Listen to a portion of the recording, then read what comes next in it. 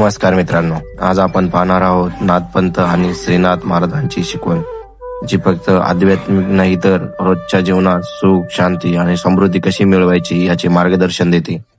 चला तर सुरू करूया. नाथपंथ हे एक संपूर्ण जीवन पद्धती आहे.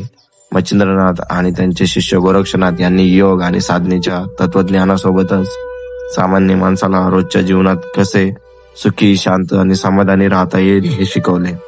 यांचा मुख्य उद्देश केवळ मोक्ष प्राप्ती नाही तर जीवनाच्या प्रत्येक क्षणात आध्यात्मिक आनंद अनुभवणे हा आहे. नाथपंथी साधकांसाठी उपासना म्हणजे फक्त पूजा नाही, ती एक आंतरिक साधना आहे.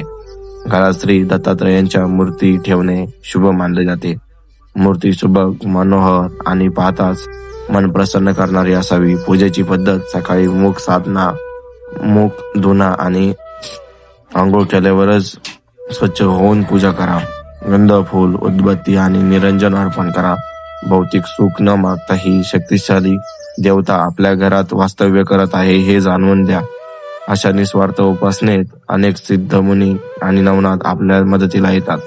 अलख निरंजन म्हणजे मी कोण आहे याचा सतत विचार करणे आणि स्वतःच्या स्वरूपात स्वतः शोध घेणे. नाथांचे नियम सांगतात: साधेपणा आणि प्रामाणिकपणा ठेवा. अनावश्यक दामडोल, दिखावा आणि मत्सर टाळा. जीवनातील मूलभूत गरजा पूर्ण करून समाधानी राहा. आध्यात्मिक प्रगतीसाठी सात्विक आहार महत्वाचा आहे. गुरुवार, पौर्णिमा, एकादशी या दिवशी मांसाहार, कांदा, लसूण टाळा. शुद्ध आणि पवित्र आचरण ठेवा. प्रसिद्धी, कीर्ती, पैसा यापासून अलिप्त राहा. 1. जीवनाचे मूलभूत नियम. 1. आर्थिक नियोजन, स्वतःवर अवलंबून राहा, भविष्याची काळजी ठेवा. 2. ज्ञानाचे संतुलन, जास्त पुस्तके वाचून गोंधळात पडू नका. प्रत्यक्ष अभ्यास, चिंतन आणि अनुभव महत्वाचे आहे.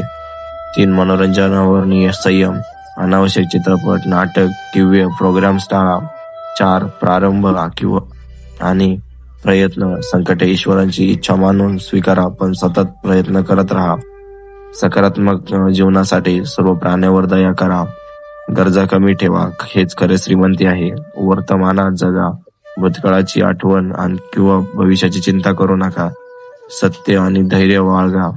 कठीण काम आधी पूर्ण करा, बाकी सुलभ होईल. ही शिकवण आपल्या जीवनात प्रत्यक्ष आणल्यास सुख, शांती आणि समाधानी जीवन अनुभवता येईल. तर मित्रांनो, ही होती नाथपंथी जीवनशैली आणि श्रीनाथांची शिकवण, जी आपल्याला केवळ आध्यात्मिक नाही तर संपूर्ण जीवन समृद्ध करणारी आहे. जर तुम्हाला ही माहिती आवडली असेल तर लाईक करा, शेअर करा आणि चॅनलला सबस्क्राईब करायला विसरू नका. ओम नमो आदेश.